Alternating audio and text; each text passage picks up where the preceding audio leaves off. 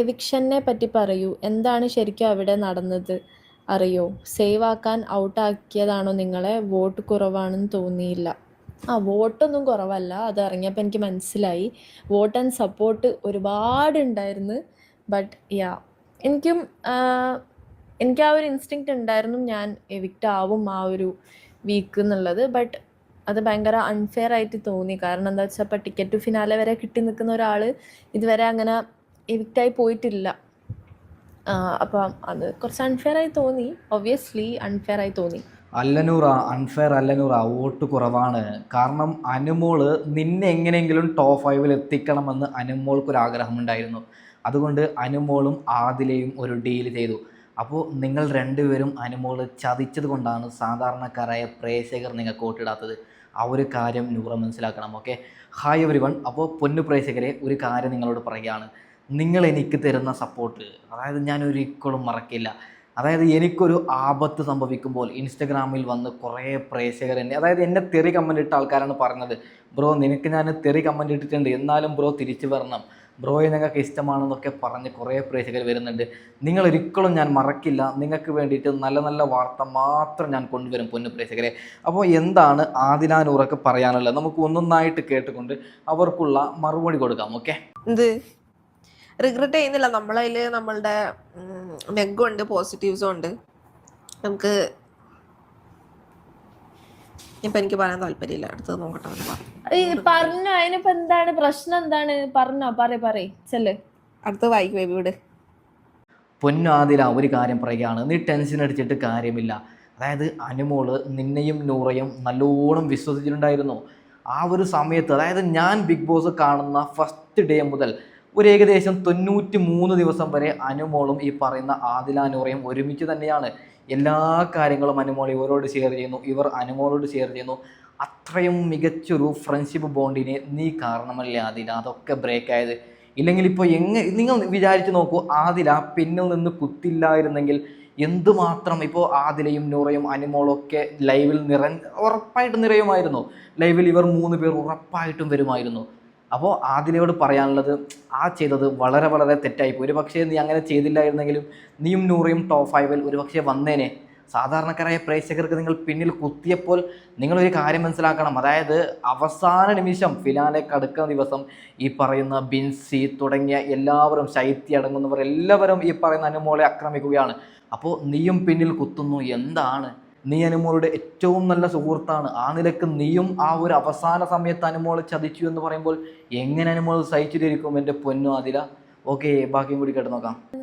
അപ്പൊ ഞങ്ങൾക്ക് സത്യം പറയാലോ, ബിഗ് ബോസിൽ കുറേ പ്രശ്നങ്ങളും കുറേ വാക്ക് തർക്കങ്ങളും മിസ്അണ്ടർസ്റ്റാൻഡിങ് ഒക്കെ ഉണ്ടായിട്ടുണ്ടാവും. പക്ഷെ ഞങ്ങൾ പുറത്തിറങ്ങിയത്, ഞങ്ങൾ ആ ഒരു ബാഗേജ് അവിടെ ഇട്ടിട്ടാണ് പുറത്തിറങ്ങിയത്. ഈഗോ, ഗ്രഡ്സ് കാര്യങ്ങൾ ഒന്നും ഞങ്ങൾ വെക്കൂല. എല്ലാവരോടും ഇപ്പോൾ അനുമോളോടാണെങ്കിലും ഞങ്ങൾക്ക് ഭയങ്കര ഇഷ്ടം മാത്രമേ ഉള്ളൂ. അവളോട് യാതൊരുവിധ ഇഷ്ടക്കേടോ തെറ്റിദ്ധാരണ ഒന്നുമില്ല, ഇഷ്ടം മാത്രം. അത് അങ്ങനെ തന്നെ വരുമല്ലോ നൂറ. അതായത് നീ ഇപ്പോൾ മുമ്പത്തെ എപ്പിസോഡ് കണ്ടു എന്ന് എനിക്ക് തോന്നുന്നുണ്ട്. അതായത് ഇവർക്ക് കാര്യം മനസ്സിലായി, ഇവരുടെ കയ്യിൽ നിന്നാണ് പാളിയത് എന്ന്. സത്യം പറഞ്ഞാൽ ഞാനൊരു കാര്യം പറയുകയാണ്, ഞാൻ ബിഗ് ബോസിൽ ഈ സീസണിൽ ഏറ്റവും കൂടുതൽ ആസ്വദിച്ചത് ഈ 3, അതായത് ആദിലയും നൂറയും ഈ പറയുന്ന അനുമോളും ഒറ്റക്കെട്ടായി എന്ത് വന്നാലും ഇവർ 3 പേരും നേരിടുന്ന ഒരു രംഗമാണ് ഞാൻ പേഴ്സണലി ആസ്വദിച്ചത്. പക്ഷേ നമ്മുടെ നിർഭാഗ്യം കൊണ്ട്, ആദിലയുടെയും നൂറയുടെയും നിർഭാഗ്യം കൊണ്ട് അവർ അനുമോളെ ചതിക്കുകയാണ്. എന്താ അല്ലേ? നൂറയോടൊരു കാര്യം പറയുകയാണ്. നൂറ ഇപ്പോൾ പറയുന്നുണ്ട് ഞങ്ങൾക്ക് അനുമോളോട് ഒരു വൈരാഗ്യവും ദേഷ്യവും ഇല്ല എന്ന്. അങ്ങനെയല്ല, അത് തെറ്റിപ്പോയി. അനുമോൾക്ക് നിങ്ങളോടാണ് എന്തെങ്കിലും തോന്നേണ്ടത്. ഓക്കെ, ബാക്കിയും കൂടി കേട്ട് നോക്കാം. ജീവിക്കുക, ലീവ് ആൻഡ് ലെറ്റ് ലീവ്, അതത്രേ ഉള്ളൂ. നമ്മളാരെയും ഉപദ്രവിക്കുന്നോ ആരെയും ഹെയ്റ്റ് സ്പ്രെഡ് ചെയ്യുക, നമ്മൾ അങ്ങനത്തെ പരിപാടികളൊന്നും ചെയ്യുന്നില്ല. Why don't you guys know Hindi? We have to learn Hindi. कुछ होता है. कुछ नहीं होता है. Every time I see both of you together, I feel something pure, something that reminds me what real love looks like. Adila കുച്ചു ഹോത്തായ, പക്ഷെ ഇത് കുറച്ച് ഓവറായി ഹോയിനി എന്ന് എനിക്ക് തോന്നുന്നുണ്ട്. ഓക്കെ, അതായത് ആദില സിമ്പിളായി പറയുന്ന കുച്ചു ഹോത്തായെന്ന്. അത് സത്യം പറഞ്ഞാൽ അത് നമുക്ക് കാണുമ്പോൾ, എപ്പിസോഡിൽ കാണുമ്പോൾ ഞാൻ പേഴ്സണലി സാഡായിന്. ഒരു പെണ്ണിനും അങ്ങനെ ഒരു ഗതി വരരുത് എന്ന് പറഞ്ഞിട്ട്. അതായത് അനുമോൾക്ക് സപ്പോർട്ട് അടിക്കാൻ ആരുമില്ല. അതിൻ്റെ അകത്ത് ബിൻസി പറയുന്ന ശൈത്യ ആക്രമിക്കുന്നു, ഒരു സൈഡിൽ ഈ പറയുന്ന ആദില കുത്തുന്നു. സത്യം പറഞ്ഞാൽ അവളൊരു പെണ്ണല്ലേ. ഒരാൾ പോലും ഈ പറയുന്ന അനുമോൾക്ക് സപ്പോർട്ട് കൊടുത്തിട്ടില്ല. അതുകൊണ്ടാണ് വോട്ടും കാര്യങ്ങളൊക്കെ അനുമോൾക്ക് കിട്ടിയത്. ഓക്കെ ബാക്കിയും കൂടി കേട്ട് നോക്കാം. എൻ്റെ ഫേവറേറ്റ് മൊമെൻറ്റ് എന്ന് പറയുന്നത് ഞാൻ ഭയങ്കര ലോ ആയിട്ട് നിൽക്കുന്ന ചില ടൈമുണ്ട്. അതായത് ഇപ്പോൾ ടിക്കറ്റ് ഫിനാലേൻ്റെ ടാസ്കൊക്കെ ഞാൻ ചെയ്യുമ്പം തന്നെ എനിക്ക് ഇല്ലാത്ത സ്ട്രെങ്ത് കൊടുത്തിട്ടാണ് ഞാൻ ചെയ്യുന്നത്. എൻ്റെ ബോഡി വൈസ് ഞാൻ തീരെ ഓക്കെ അല്ല, അത്രക്കും സ്ട്രെങ്ത് ഇട്ടൊക്കെ ഞാൻ ചെയ്യാം. സോ അറ്റ് ദാറ്റ് ടൈം ഇവളെൻ്റെ കൂടെ നിന്നിട്ടുണ്ട് എല്ലാത്തിനും വേണ്ടിയിട്ടും. ഒരു പക്ഷേ ഇവളെൻ്റെ കൂടെ അല്ലായിരുന്നു, I don't know what I will be doing there, സത്യം പറയാലോ. ബിക്കോസ് അത്രക്ക് പാടായിരുന്നു. എൻ്റെ ബോഡി വൈസ് ഞാൻ ആകെ തളർന്ന് ഒടിഞ്ഞ് പെയിന് എന്ന് പറഞ്ഞാൽ ഞാൻ പെയിന് ഭയങ്കരമായിട്ട് അനുഭവിച്ചിരിക്കുന്നത്. എൻ്റെ മുട്ടിൻ്റെ സർജറിയും കഴിഞ്ഞാണ്. സോ എനിക്ക് മുട്ടുമ്പലും ഉണ്ടായിരുന്നു, ഫുൾ ബോഡി ഒടുക്കത്തെ പെയിനായിരുന്നു. അപ്പോൾ ആ ഒരു പെയിനൊന്നും ഞാൻ പകുതിയോളം അറിയാത്തത് തന്നെ ഇവളുള്ളതുകൊണ്ടാണ്. എന്ത് ചെയ്യാനാണ്, എല്ലായിടത്തും കൊണ്ടുള്ളൂ. ഒരു കാര്യം ഞാൻ പറയുകയാണ്, അതായത് ബിഗ് ബോസിൻ്റെ ഭാഗത്ത് നിന്ന് തെറ്റ് പറ്റിയ ഒരു കാര്യം, നിങ്ങൾ പ്രേക്ഷകർ എന്നെ തെറി വിളിച്ചിട്ട് കാര്യമില്ല. അതായത് ടിക്കറ്റ് ഫിനാലയിൽ ഈ ടോപ്പ് 5 ഈ പറയുന്ന നൂറയെ എത്തിക്കണമായിരുന്നു. അതിൻ്റെ കാരണം പറയുന്നത് എത്ര റിസ്ക് എടുത്തിട്ടാണ് ഈ പറയുന്ന ടിക്കറ്റ് ഫിനാലെ ഗെയിം കളിച്ച് ജയിച്ചത് നൂറ. നിങ്ങൾക്ക് എല്ലാവർക്കും അറിയാൻ പറ്റില്ല, കുറേ റിസ്ക് എടുത്തു. നൂറയുടെ കയ്യിലിരിപ്പാണ്, നൂറ അനുമോളെ ചതിച്ചത് കൊണ്ടാണ് വോട്ട് വരാത്തത്.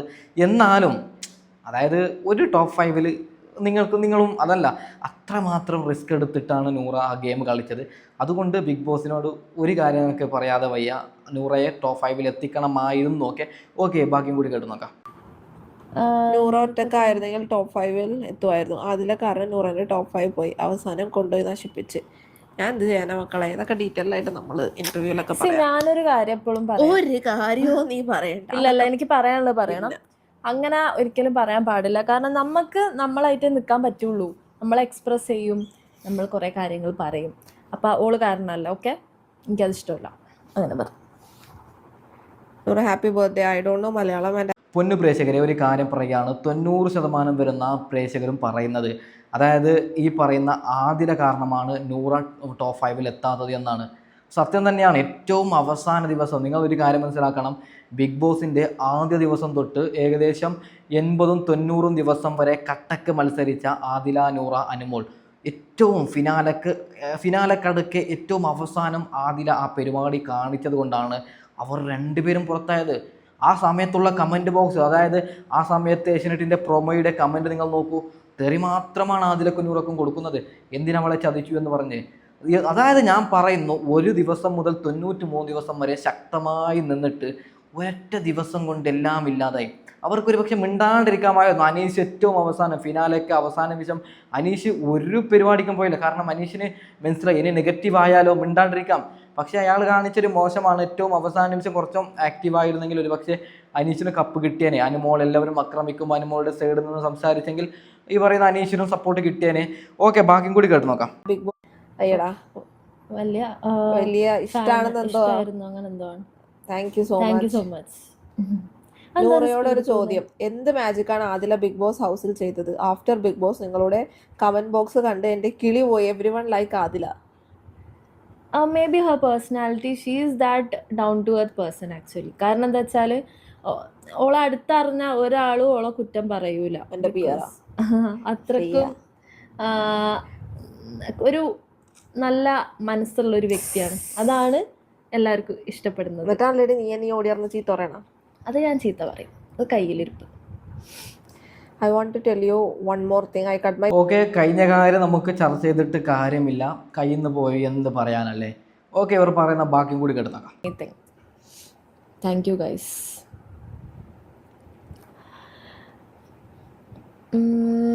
അതില നൂറയുടെ എവിക്ഷൻ അൺഫെയർ ആയിരുന്നോ? Yes, of course. ഇതെന്താ ഇങ്ങനെ പോകുന്നത്? Love from Andhra Pradesh. Love story പറയണേ 2 കൊല്ലമായി ചതിക്കും. ഇനി നമുക്കിപ്പോൾ ലവ് സ്റ്റോറിയൊക്കെ പറയാം. ഇനിയിപ്പോൾ എന്തിനാ കാത്തിക്കുന്നത്? ലവ് സ്റ്റോറിയൊക്കെ പറയും ഗൈസ്. ഒരു കാര്യം പറയുകയാണ് പൊന്നു പ്രേക്ഷകരെ, അതായത് ആദിലയും നൂറയും ഞാൻ ആദ്യഘട്ടം വിമർശിച്ചാണ് വീഡിയോ ഇട്ടത്. എന്നാൽ ബിഗ് ബോസിൻ്റെ ഒരു 10, 60, 70 ദിവസം ആകുമ്പോൾ ഒരു വേറെ ലെവൽ പെർഫോമാണ് ആദില നൂറയും ചെയ്തത് അല്ലേ. അനുമോൾക്കൊപ്പം നിന്നിട്ടും മികച്ച രീതിയിൽ ആക്റ്റീവായി. അപ്പം ഞാനും പേഴ്സണലി ഇവർക്ക് തന്നെയാണ് സപ്പോർട്ട് അടിച്ച് വീഡിയോയും കാര്യങ്ങളും ചെയ്തത്. സത്യം പറഞ്ഞാൽ നല്ല കഴിവുള്ള കുട്ടികളാണ് ഭൂരിപക്ഷം. ഇവർക്ക് എന്തുകൊണ്ട് ഇവർ ടോപ്പ് 5 എത്തിയില്ല, അതിൻ്റെ ഒരു മർമ്മമായ ഒരു സത്യം ഞാൻ പറയാം. അതായത് ഒന്നാമത്തെ കാര്യം, പെണ്ണും പെണ്ണും ജീവിക്കുന്നത് ഈ സൊസൈറ്റിയിൽ ഈ നമ്മുടെ ലക്ഷ്മിയെ പോലെയുള്ള കുറച്ച് പേരുണ്ടെന്നേ. അതായത് കേരളത്തിൽ ഒരു 20% വരുന്ന ആൾക്കാർ ഇത് ആക്സെപ്റ്റ് ചെയ്യുന്നില്ല. അതുകൊണ്ട് ഇവർ എത്ര മികച്ച രീതിയിൽ കളിച്ചാലും ആ 20% ആൾക്കാർ എന്തായാലും വോട്ട് കൊടുക്കൂല.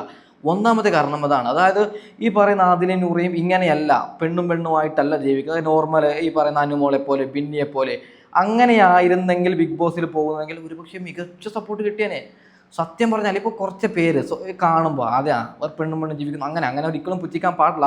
പക്ഷെ ചിലർ പറയുന്നത് അങ്ങനെയാണ്. അങ്ങനെ ഇവരുടെ വോട്ട് ഒരു കുറച്ച് അതായത് എന്ത് ചെയ്തിട്ടും കാര്യമില്ല, വോട്ട് കിട്ടൂല. ആ ഒരു അവസ്ഥയിലാണ് ഇവർ മുന്നേറത്. ഓക്കെ, നമുക്ക് ബാക്കിയും കൂടി കേട്ട് നോക്കാം. എനിക്ക് അനുമോളെ ശ്രേയയും ഇഷ്ടമാണ് കേട്ടോ.